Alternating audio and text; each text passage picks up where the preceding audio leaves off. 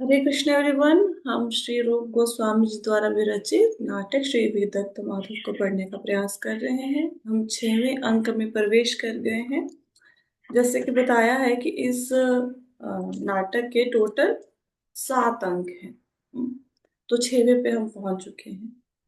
अब last class में हमने क्या पढ़ा था 6वें अंक में कि जटिला मंच पर प्रवेश करती हैं श्रीमती राधा रानी की जो सास हैं, और वो कहती हैं कि मैंने सुना है कि जो बहू है मतलब राधा रानी है आज पीताम्बर ओढ़ कर बैठी हैं, कि मैं खुद जाकर देखती हूँ। तो वहां पे जाके देखती हैं कि जो विशाखा है वो नींद में है। उसको नींद के कारण ऐसे चक्कर नहीं आते, ऐसे आ रहे हैं। तो जटिला कहती हैं कि सुबह हो गई है, इतना दिन चढ़ गया है, तो ऐसे क्यों घूम रही हैं नींद में। तो विशाखा सखी कहती हैं कि हमें पौर्णमासी ने बोला था कि हम मंदिर में जाकर पूजा करें कल रात को, तो उसके लिए हम जागे हुए थे। एक्चुअल में जो विशाखा है और सारी सखियां हैं वो भगवान कृष्ण के साथ रास करके आई हैं, जो रात बीती है उसमें। तो जटिला कहती हैं कि हाँ, इसीलिए मैंने देखा कि जो मेरी बहू है राधा, उनका बिस्तर भी सूना था, उसका बिस्तर भी सूना पड़ा था। तो विशाखा सखी को बोलते हैं कि राधा कहाँ है। तो राधा को बुलाती हैं विशाखा सखी, और राधा रानी को ध्यान नहीं रहता कि उन्होंने भगवान का पीताम्बर ओढ़ रखा है। वो भगवान से मिलने गई लेकिन पीताम्बर भगवान का राधा रानी के पास ही रह गया। तो राधा रानी को विशाखा सखी कहते हैं कि ये क्या, आपने तो पीताम्बर पहन रखा है तुमने तो। राधा रानी कहती हैं अरे अब क्या करूं, तो सामने सास खड़ी है कि अब मैं क्या करूं। तो विशाखा सखी क्या कहती हैं कि अभी तुम ही मुझे बचाओ इनके गुस्से से।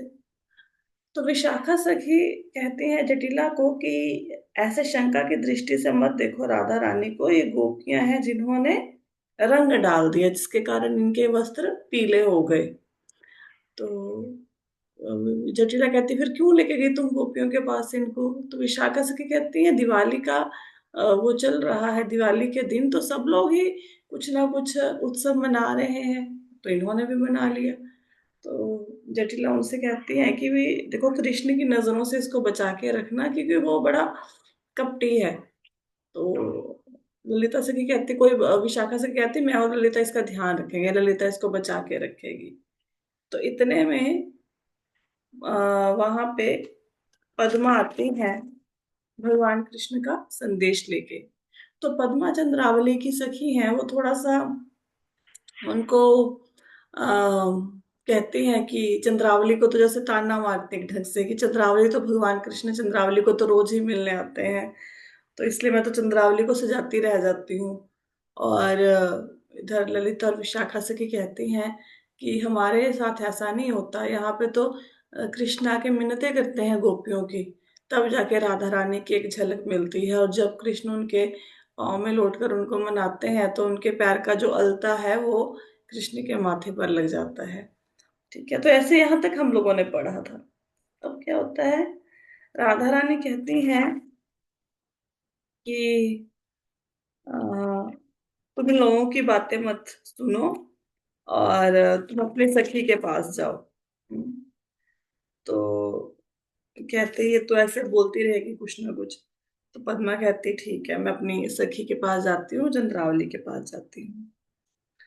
तो ललिता देखती हैं कि पद्मा जो पत्र देके गई थी उसमें भगवान ने गुप्त रूप में ये बताया था कि राधा रानी को मेरे पास लेके आओ। तो ललिता से की कहती हैं ठीक है, मैं कृष्ण के आदेश का पालन करूंगी और राधा रानी को कृष्ण के पास लेके जाऊंगी। ये सारी सखियां हेल्प करती थी भगवान कृष्ण और राधा के मिलन में। तो ललिता कहती हैं राधा रानी से कि आओ हम वन में चलते हैं, थोड़े फूलों को चुनकर लाते हैं और सूर्यदेव की पूजा करते हैं। तो राधा रानी कहते हैं कि मन में कहती हैं, सामने नहीं मन में कहती हैं कि ये तो ललिता सखी ने मेरे मन की बात बोल दी कि जब हम वन में फूल चुनने जाएंगे तो हो सकता है वहां पे कृष्ण के भी दर्शन हो जाएं। तो कहती हैं जैसी तुम्हारी इच्छा ललिता, और फिर चलते हैं सब लोग वन में। तो उधर ये कह के वो तो मंच से चली जाती हैं, इधर मंच पे कृष्ण और मधुमंगल का आगमन होता है। तो कृष्ण कहते हैं कि देखो, ये पूरा वृंदावन कितना सुंदर लग रहा है, यहाँ भंवरे गा रहे हैं। और शरद ऋतु का समय है, तो यमुना के तट पर मोर मोर नाच रहे हैं। मतलब मोर पंखों से यमुना का तट अच्छा लग रहा है। और कह रहे हैं कि यहाँ वृंदावन की जो गैया हैं वो कितनी सुंदर लग रही हैं। तो मधुमंगल कहते हैं कि कृष्ण को कि कृष्ण, जैसे ही तुम वृंदावन में आते हो तो तुम्हारे संपर्क के कारण जो वृंदावन होता है वो ऐसा लगता है जैसे बादलों का कोई समूह आ गया वृंदावन में। तो वृंदावन बहुत सुंदर लगता है। और जो तुमने पीताम्बर धारण किया है वो ऐसा लगता है जैसे पीले पीले फूल खिले हुए हैं, जैसे बसंत में सरसों के पीले पीले फूल खिलते हैं ना, ऐसे लगता है। कि भगवान कृष्ण की तुलना यहाँ पे की गई है बादलों से और वृंदावन से। सावन के मौसम वसंत ऋतु से तुलना की गई है, और भगवान का जो पीताम्बर है उसकी तुलना फूलों से की गई है यहाँ पे। तो कृष्ण कहते हैं, अपने मन में कहते हैं कि आज ललिता सखी क्या मेरी इच्छा पूरी करेगी। मैंने उनको बोला था कि शरद ऋतु का इतना सुंदर समय चल रहा है, इतना सुंदर मौसम चल रहा है, कि क्या मुझे ललिता सखी आज राधा के दर्शन करा के प्रसन्न करेगी। क्योंकि ठीक है, मौसम बहुत अच्छा है, सब गैया यमुना मोर सब अच्छे लग रहे हैं, लेकिन राधा के बिना मुझे कुछ भी अच्छा नहीं लगता। तो कहते हैं कि चलो ऐसा करता हूँ, मुरली के द्वारा मुरली बजाकर राधा को संदेश भेजता हूँ कि मैं वृंदावन में हूँ, वन के अंदर हूँ। तो भगवान मुरली के द्वारा सभी गोपियों को संदेश भेजते थे कि वो कहाँ पे हैं। तो भगवान मुरली बजाते हैं बहुत सुंदर, और मन में कहते हैं कि मैं एक तुम्हारी राह देख रहा हूँ राधे। जैसे कोई चकोर होता है, वो चांद की राह देता है, देखता है कि तुम आके मुझे दर्शन दो। तो कहते हैं कि हमारे मिलन का अवसर आ गया है, और मैं बिना पलकों को झपकाए तुम्हारी राह देख रहा हूँ, तुम शीघ्र मेरे पास आओ। तो मधुमंगल कहते हैं कि मित्र, तुमने कितनी सुंदर बांसुरी बजाई है। तो कृष्ण कहते हैं कि ये तो मैंने हिरनियों को देखने के लिए बांसुरी बजाई है, अब सारी हिरनियां इकट्ठी होकर यहाँ पे आ जाएंगी। तो मधुमंगल कहते हैं कि हिरनियों को देखने के लिए नहीं, तुमने तो राधा को देखने के लिए बांसुरी बजाई है। हम्म, तो कृष्ण कहते हैं, हाँ मित्र, तुमने सही समझा है, मैंने राधा को देखने के लिए बांसुरी बजाई है। तो अब जैसे ही भगवान कृष्ण ने मुरली बजाई, तो क्या हुआ, गौएं ने दूध देना शुरू कर दिया। जब भगवान कृष्ण मुरली बजाते थे तो जैसे मैंने बताया कि पत्थर पिघलने लगते थे, पानी बहना रुक जाता था, पक्षी मतलब वो कूकना बंद कर देती कोयल, और चुप करके सब लोग बांसुरी सुनते थे। तो ये भगवान कृष्ण ने बांसुरी बजाई, तो क्या हुआ, मतलब गौओं ने बहुत सा दूध देना शुरू कर दिया, और वृक्षों के फूल खिलने लग गए। हाँ, और जैसे आपने देखा होएगा कि अगर हम दूध में थोड़ा सा खट्टा डाल दें तो दही बन जाता है। तो गैयों ने बहुत सारे दूध से वृंदावन को सींच दिया, और फूल जो खिले उनका खट्टा रस उस दूध में मिल गया, तो गाय का दूध दही में परिवर्तित हो गया। तो वृंदावन में दही की नदी बहने लगी, ऐसा लिखा गया है यहाँ पे। तो कृष्ण कहते हैं कि मित्र देखो, अपने दाईं ओर देखो, कि ये जो गैयों को बोल रहे हैं, कि जो गैया हैं जिनके गले में घंटा लटक रहा है और जिनकी पूंछ धरती पर लौट रही है, ऐसा लग रहा है कि ये कैलाश पर्वत के समान लग रही हैं, क्योंकि सारी सफेद सफेद हैं, है ना। ये जो पद्मगंधा नाम की गाय है, ये मुझे बहुत सुंदर लगती है इनमें से। तो ऐसे बातें करते हैं मधुमंगल से गैयों को देख कर, कि ये देखो गैया कितनी सुंदर लग रही हैं, मेरे को पद्मगंधा नाम की गाय जो है वो मेरी फेवरेट है इन सब में से। इतने में दो सखियों के साथ राधा रानी मंच पर प्रवेश करती हैं। तो राधा रानी कहती हैं मन में कि देखो, मैं तो जंगल में फूल चुनने आई थी, लेकिन मुरली की तान में पता नहीं क्या जादू है, जहां से मुरली की आवाज आ रही है मेरे पैर अपने आप ही उस दिशा में बढ़ने शुरू हो गए हैं। तो ललिता सखी कहती हैं कि राधा तुम तो ऐसे चौकन्नी हो गई हो जैसे यहाँ पे आसपास कहीं कृष्ण होते हैं। तो राधा कहती हैं कि ललिते तुम मुरली के तान को सुनकर चौकन्नी हुई हो, तुम चाहती हो कृष्ण के दर्शन करना, और तुम्हारे खुद के मन में ऐसा भाव है कि मैं कृष्ण के दर्शन करूं और मेरे को बोल रही हो। तो ललिता सखी कहती हैं कि राधा रानी कहती है कि तुम वो हिरनी हो जिसको कृष्ण बुला रहे हैं।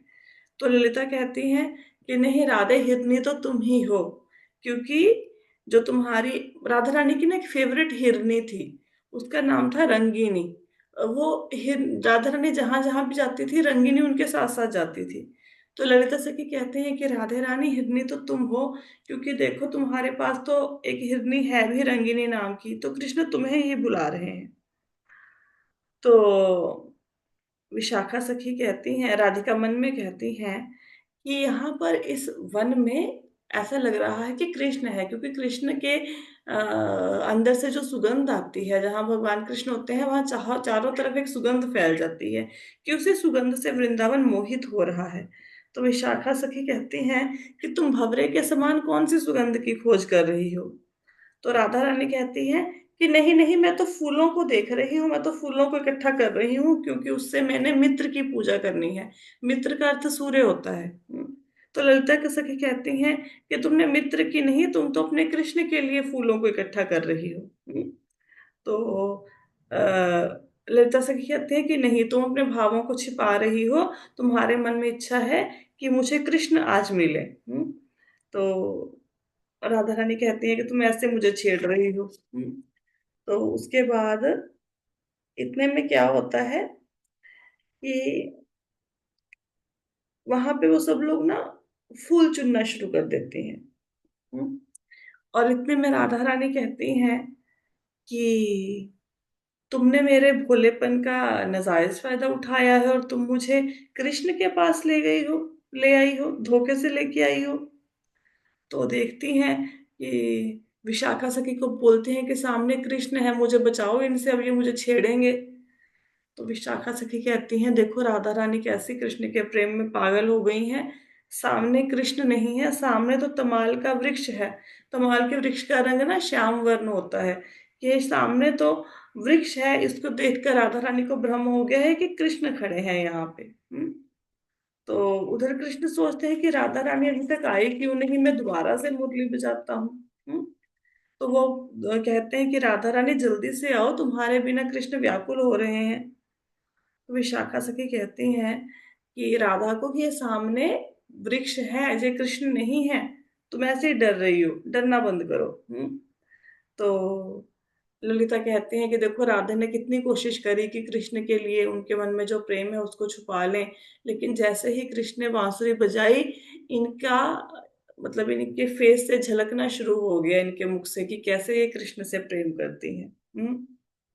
और इतने में क्या होता है कि वहां पे भगवान कृष्ण आ जाते हैं।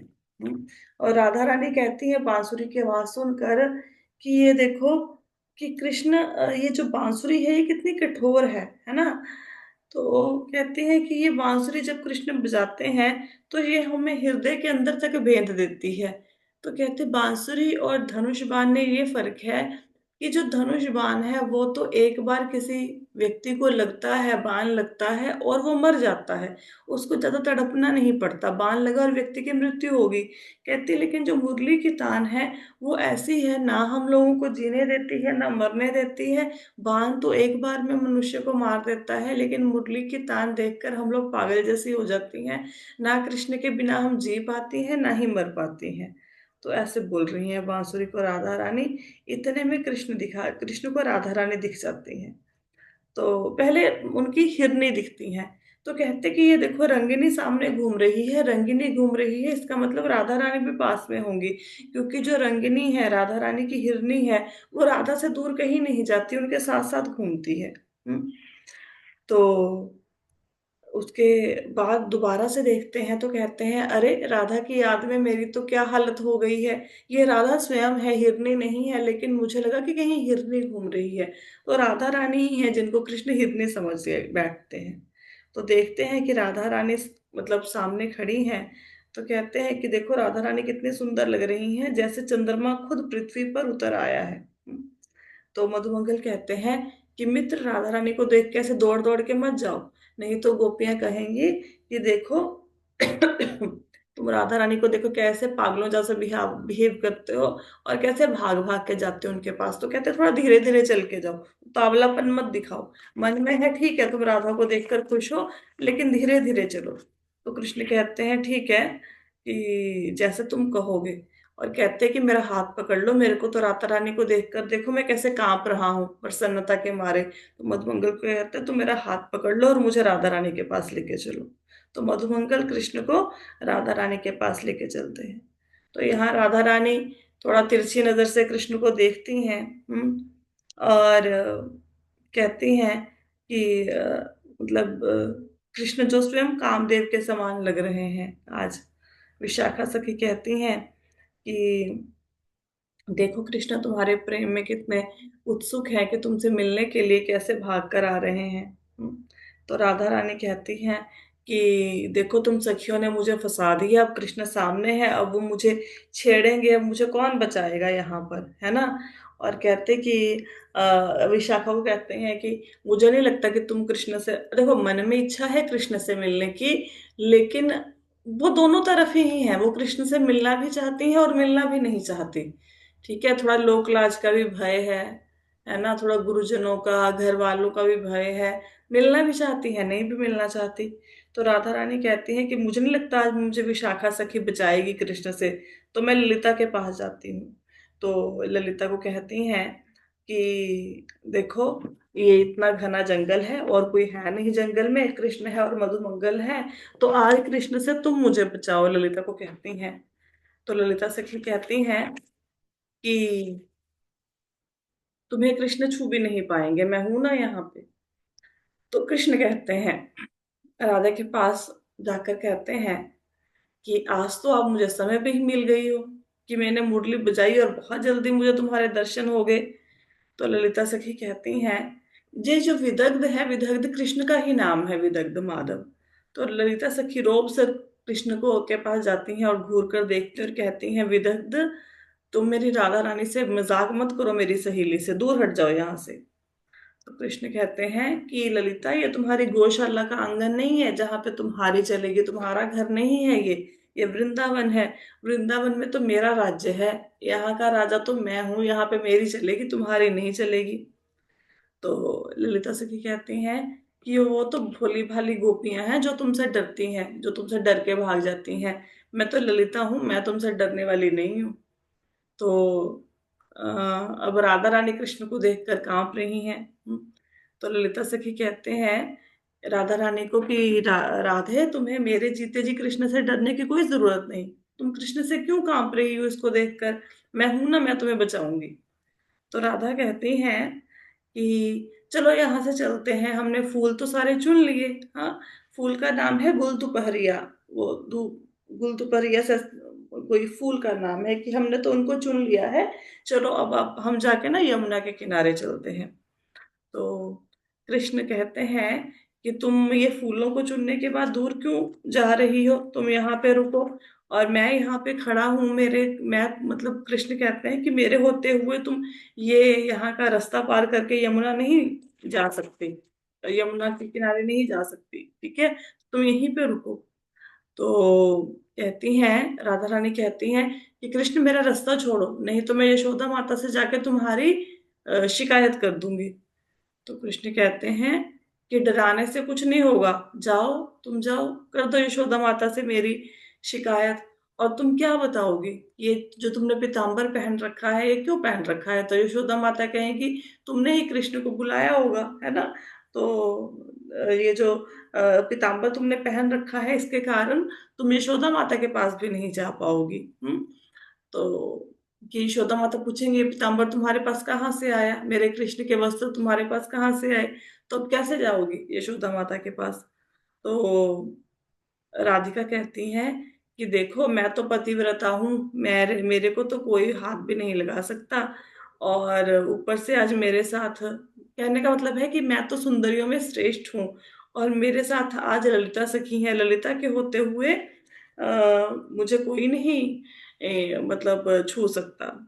तो ललिता सखी कहते हैं कि कृष्ण कहते हैं ललिता सखी को कि नहीं, आज तो मैं राधा रानी को गले लगा के हटूंगा। तो ललिता सखी कहती हैं कि तुम तो नंद बाबा के पुत्र हो, तो नंद बाबा की देखो कितनी, वो कितने महान है, तुम उनके पुत्र होकर तुम ऐसे कैसे कर सकते हो, तुम मेरी सखी को नहीं छू सकते। तो मधुमंगल कहती हैं, मधुमंगल इतने में आते हैं और ललिता को कहते हैं कि तुम्हें बड़ा अपने ऊपर मान है ना, और तुम्हें क्या लगता है कि तुमने पूरे वृंदावन को उजाड़ दिया है, अब तुम कैसे यहाँ से जा पाओगे, पहले तो हमारा टैक्स दो, हमारे पैसे मतलब हमें कुछ ना कुछ दो, जो तुमने वृंदावन का नुकसान किया है, कि तुमने वृंदावन से फूलों को तोड़ लिए इतने सारे, और वृंदावन की जो सौंदर्य है उसको खराब किया, और कृष्ण यहाँ के राजा हैं, तो तुम पहले जो नुकसान किया है तुमने हमारा फूलों को तोड़कर, उसकी भरपाई करो। तो कृष्ण कहते हैं तुम ऐसा करो मधुमंगल, देखो इनकी झोली में कितने फूल हैं, इन्होंने कितने फूल तोड़े हैं। तो कहते हैं जितने फूल तोड़े हैं ना, उतनी ही संख्या में इनके गले की मणियों को ले लो। तो कृष्ण कहते हैं कि जितने ये राधा ने और उनकी सखियों ने फूल तोड़े हैं, गिनो कितने फूल तोड़े, और उतने ही इनके गले में जो हार पहने हुए हैं ना, उनकी मनियां ले लो फूलों के बदले में, क्यों, क्योंकि उन्होंने वृंदावन को नुकसान पहुंचाया है। तो मधुमंगल कहते हैं कि मैंने गिन लिया है मित्र, कि जो लाल रंग के फूल हैं, इसके बदले में हम लोग मद पद्म राग ले लेंगे, ठीक है, पन्ना ले लेंगे, और जो सफेद रंग के फूल हैं उनके बदले में हम हीरे मोती ले लेंगे इनसे, ठीक है। तो पहले के जमाने में ये बहुत सुंदर आभूषण पहनते थे, सब लोग ही पहनते थे, मतलब पुरुष भी पहनते थे, स्त्रियां भी पहनती थी, और इस नाटक को पढ़कर लगता है कि वो हीरे जवाहरात के आभूषण पहनते थे। तो मधुमंगल कहते हैं कि मित्र मैंने गिन लिया, तो ऐसा करते हैं लाल रंग के फूलों के बदले में पद्म पद्म राग ले लेते हैं, इनके जो एक रत्न का नाम है वो ले लेते हैं, और सफेद रंग के फूलों के बदले में इन सखियों ने जो हीरे मोती पहने हुए हैं वो ले लेते हैं। तो कृष्ण कहते हैं मुझे थोड़ा सोचने दो। तो कहते हैं मेरे फूल तो ज्यादा कीमती हैं, ये हीरे जवाहरातों की कीमत कम है, ये जो उन्होंने तुमने बोला ना कि मैं हीरे जवाहरात ले लेता हूँ, पद्म ले लेता हूँ इनके पास से, उनकी कीमत तो बहुत कम है, मेरे फूल तो बहुत ज्यादा महंगे हैं, तो ये गोपियां कैसे मूल्य चुका पाएंगी मेरे फूलों का। तो मधुमंगल कहते हैं कि मित्र मैं तुमसे प्रार्थना करता हूँ, ये ब्राह्मण होकर मैं तुमसे प्रार्थना करता हूँ कि इनके पास कुछ नहीं है, बेचारी गोपियों के पास थोड़े से हीरे हैं, बस यही लेके संतुष्ट हो जाओ, क्योंकि ये हमारे फूलों की कीमत नहीं दे पाएंगी। तो अपने आप में राजा बन गए हैं, अपने आप ही डिसाइड कर लिया कि जो फूल हैं हमारे महंगे हैं, और तुम गोपियों के हीरे कुछ भी नहीं है इनके सामने। तो कृष्ण कहते हैं कि देखो वैसे तो बहुत महंगे हैं मेरे फूल, क्योंकि मेरे मित्र ने प्रार्थना की है, चलो कोई बात नहीं, तुम हीरे जवाहरात दो और लेके फूल चली जाओ। तो ललिता कहते हैं कि जैसा राजा वैसा मंत्री, कि बड़े महान राजा हो और बड़े महान तुम्हारा मंत्री है, हैं? तो विशाखा कहती हैं कृष्ण दूर रहो हमसे। तो कृष्ण कहते हैं कि तुम मेरे को दूर क्यों हटा रही हो बार बार। तो विशाखा सखी कहती हैं कि देखो जैसे युद्ध में कोई व्यक्ति तलवार उठा लेते हैं ना अपने आप को बचाने के लिए, तो ऐसे चाहे तुमसे युद्ध ही क्यों ना करना पड़े, हम राधा रानी को तुमसे बचाएंगे। तो कृष्ण कहते हैं नहीं, मेरे मेरे से राधा रानी को कोई नहीं बचा पाएगा, उन्होंने यहाँ के रत्न तोड़े हैं, यहाँ के फूल तोड़े हैं, मैं तो जितने उन्होंने फूल तोड़े हैं उतने रत्न अपने वसूल करके छोड़ूंगा आज। तो ललिता सखी कहती हैं कि कृष्ण तुम में बहुत ज्यादा हिम्मत नहीं है आ गई, बहुत ज्यादा साहस नहीं आ गया, तुम राधा को छूना बहुत दूर की बात है, तुम राधा की परछाई को भी नहीं छू पाओगे। तो कृष्ण कहते हैं कि ललिता तुम आज भैरवी का रूप क्यों धारण करके बैठ गई हो, तुम क्यों काली माता का रूप धारण करके बैठ गई हो आज। तो राधा सखी कहती हैं कि राज्य हम कृष्ण, ललिता से क्यों कहते हैं कि ललिता हाँ आज तुम ही मेरी सहायता करोगी। तो कृष्ण थोड़ा साइड पे लेके जाते हैं ललिता सखी को, और कहते हैं कि ललिता तुम इतनी जिद क्यों कर रही हो, क्यों बीच में आ गई हो मेरे राधा के, तुम मिलने दो ना मुझे राधा से। तो ललिता सखी कहते हैं कि पहले मुझे रिश्वत दो। तो कृष्ण कहते हैं कि ललिता बताओ तुम्हें क्या चाहिए, तो जो तुम्हें चाहिए मैं तुम्हें वही दूंगा। हम्म। तो ललिता सखी कहती हैं कि मैं ये चाहती हूँ कि जो मेरी सखी है वो घूम घूम के थक गई है वृंदावन के जंगलों में, हाँ, और उनको फूल बड़े पसंद है, और मैं चाहती हूँ कि तुम इन फूलों से गहने बनाओ और राधा रानी को पहनाओ, यही मेरी रिश्वत है। तो कृष्ण कहते हैं ठीक है, जैसा तुम्हें अच्छा लगे। और फिर कहते हैं कि ललिता तुम जितना मर्जी नाराज हो जाओ। हम्म। तो कहते कि मैं तो बहुत शक्तिशाली हूँ, मैं अपने सामने तुम्हें तिनके के बराबर भी नहीं समझता हूँ। आज तो राधा रानी का जो हार है ये मैं चुरा के रहूंगा। तो राधा रानी का हार चुराने के लिए हाथ फैलाते हैं। हम्म। तो ललिता सखी कहती हैं थोड़ा कृष्ण को टेढ़ी नजर से देखकर कि ये जो कृष्ण, ये जो राधा रानी है ना, ये सूर्य देव की इन्होंने पूजा करनी है, इसलिए घर से नहा धो के आई हैं, और तुम बिना स्नान किए ही मेरी सखी को छुए जा रहे हो। कहते दूर हटो। तो कृष्ण कहती हैं कि तुम्हें पता नहीं, मैं सुबह से वृंदावन के जंगलों में घूम रहा हूँ, देखो मेरे को कितना पसीना आया हुआ है, तो मैं पसीने से नहा लिया हूँ, मेरा तो अभिषेक पसीने से ही हो गया, तो मैं तो पसीने से नहाया हुआ हूँ। तो ललिता सखी कहती हैं कि अ, तमाल वृक्ष को कहती हैं देखो कि तमाल वृक्ष के समान कृष्ण की प्रचंडता हो गई है, और मुझे ऐसा लगता है कि आज हम राधा रानी के हार को नहीं बचा पाएंगे, कृष्ण इस हार को लेके चले जाएंगे। तो मधुमंगल कहता है हाँ हाँ, ये गोपियां ना बड़ा अभिमान करती हैं अपने आप में, आज मेरा जो कृष्ण है ये इनसे फूलों के बदले में रत्न लेगा, फिर इनको समझ आएगा, फिर इनका अभिमान भंग होगा कि मेरा मित्र कितना शक्तिशाली है। तो इतने में राधा रानी बोलती हैं कि ललिता तुम भूल गई, हमें तो सूर्य देव की पूजा करने जाना था, हम कहाँ यहाँ बातों में लग गई हैं। तो मधुमंगल कहते कि राधा तुम ज्यादा अहंकार मत करो, तुम्हें क्या लगता है कि सिर्फ तुम ही सूर्य देव की पूजा करती हो, हम लोग भी पूजा करते हैं। तो विशाखा सखी कहती हैं कि तुम लोग कैसे पूजा करते हो। तो मधुमंगल कहते हैं कि हम तो जो पूरी रात जाग कर, निकुंज के वनों में जाग कर जो तुम्हारे कंगनों की आवाज सुनते हैं, यही हमारी उपासना है। तो सब हंसने लग जाते हैं। तो इतने में क्या होता है कि मधुमंगल कहते हैं कि ये जो कृष्ण है ये राधा रानी के प्रेम में बंधे हुए हैं। तो कृष्ण कहते हैं यहाँ पे कि जो शरद ऋतु है इतनी सुंदर है, इससे पूरे वृंदावन की शोभा बढ़ गई है। तो जिस प्रकार शरद ऋतु की से पूरे वृंदावन की सुंदरता बढ़ गई है, उसी प्रकार राधा रानी के साथ पूरे वृंदावन की शोभा बढ़ गई है। हम्म।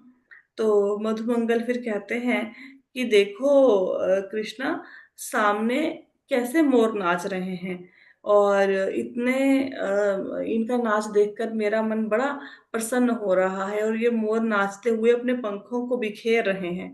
तो कृष्ण कहते हैं हाँ तुमने सही बोला, ये सामने जो मोर नाच रहे हैं ये बहुत सुंदर लग रहे हैं, और इनके पंख उतर कर जमीन पर गिर रहे हैं। मैं ऐसा करता हूँ, इन पंखों को उठा लेता हूँ और उससे अपना मुकुट बनाता हूँ, पंखों को चुनता हूँ और जो अच्छे अच्छे पंख हैं उनसे मैं अपना मुकुट बनाऊंगा।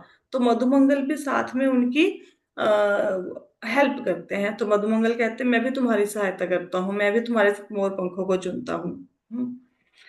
और इतने में क्या होता है कि राधा रानी कहती हैं कि देखो कृष्ण ना वो दूर बैठ के ना वो अपने मोर पंखों को चुन रहा है ना।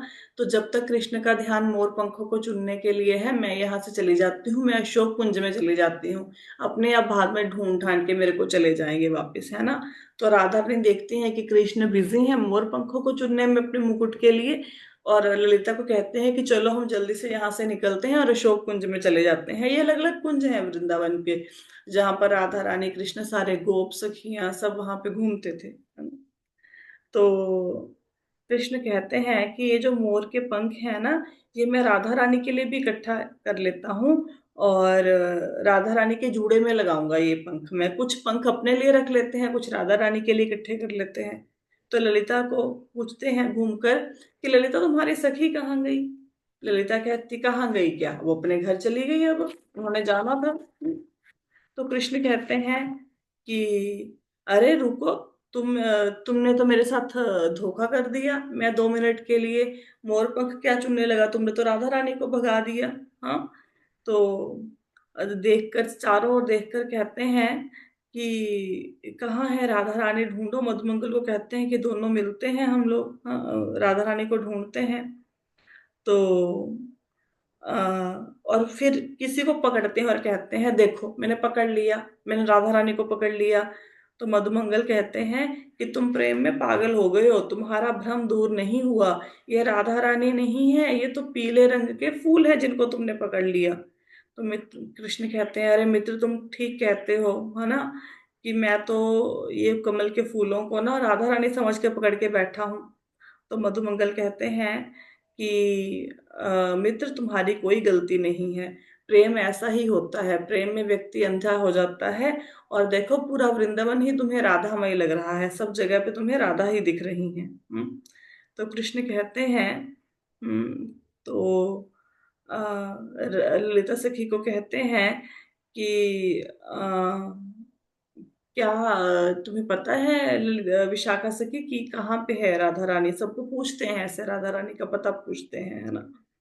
तो ललिता सखी कहती हैं कि हाँ विशाखा को पता है, विशाखा से पूछो कहाँ है राधा रानी, ये तुम्हें बताएंगी। हम्म। तो कहते हैं, कृष्ण कहते हैं कि विशाखा तुम थोड़ा सा बताओ मुझे कहाँ पे है राधा रानी, तुम बताओ थोड़ा, है ना। तो कहते हैं कि तुम दोनों ने तो मिलके मुझे जैसे बुद्धू बना दिया है, तुमने तो राधा रानी को भगा दिया है यहाँ पे, है ना। तो इसके बाद अ, ये नाटक ना, ये वाला भाग थोड़ा सा लंबा है, आज तो हम लोग कंप्लीट नहीं कर पाएंगे, अभी समय भी हो गया है, हमने लेट आज कथा शुरू की थी। बाकी की कथा अब हम लोग कल करेंगे। अब यहाँ पे हम देखेंगे कि क्या कृष्ण को राधा रानी मिलेंगी या फिर वो घर चली गई हैं, कृष्ण उनसे नहीं मिल पाएंगे। अब कौन कृष्ण को राधा से मिलाएगा, है ना। आगे इस नाटक में जो होगा वो हम कल की क्लास में पढ़ेंगे। आज हमने क्या पढ़ा आज की क्लास में, कि जो राधा रानी है उनको ललिता सखी लेके आती हैं सूर्य देव के लिए फूल चुनने के लिए, और वहां पे कृष्ण बांसुरी बजाते हैं। उनकी बांसुरी की तान को सुनकर राधा रानी अपनी सुध बुध खो देती हैं, और धीरे धीरे यहाँ पे बांसुरी बजती है उसी तरफ चलना शुरू कर देती हैं, फिर कृष्ण के सामने आ जाती हैं। तो कृष्ण राधा रानी को देखते हैं, और राधा रानी कहती है कि ललिता आज तुम मुझे बचाओ, ये कृष्ण अकेला सामने खड़ा है, ये मुझे पकड़ लेगा। तो ललिता सखी कृष्ण को कहती हैं कि तुम राधा रानी की परछाई को भी नहीं छू पाओगी, कृष्ण तुम दूर रहो। तो कृष्ण सोचते हैं कि आज ललिता को क्या हो गया, ये मुझे राधा से मिलने क्यों नहीं दे रही। फिर कृष्ण कहते हैं कि तुमने जितने फूल, मैं यहाँ का राजा हूँ, जितने फूल चुने हैं उसके बदले में हीरे जवाहरात दे के जाओ। फिर कृष्ण कहते हैं कि तुम्हारे हीरे जवाहरात भी मेरे फूलों के सामने कुछ नहीं है, इससे कीमत पूरी नहीं होगी मेरे फूलों की। तो मधुमंगल प्रार्थना करते हैं कि कोई बात नहीं राजा जी, आप स्वीकार कर लो हीरे जवाहरातों को, इनके पास बेचारी गोपियों के पास और कुछ नहीं है। तो ललिता सखी बड़ा मजाक उड़ाती हैं कि जैसा राजा वैसा मंत्री, खुद ही मंत्रणा किए जा रहे हैं, खुद ही फूलों का मूल्य लगाए जा रहे हैं।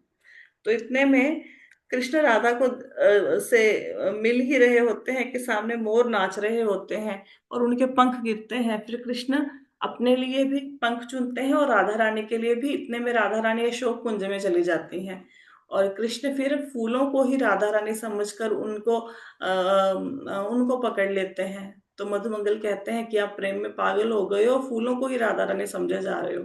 अब कृष्ण ललिता सखी और विशाखा सखी की मिन्नतें कर रहे हैं कि मुझे बता दो राधा कहाँ गई, तो वो दोनों बता नहीं रही। यहाँ तक हमने नाटक हमें पढ़ा, अब आगे की कथा हम कल करेंगे। कोई प्रश्न तो नहीं है किसी का? ठीक है जी। तो thank you so much everyone for joining the session. Hare Krishna.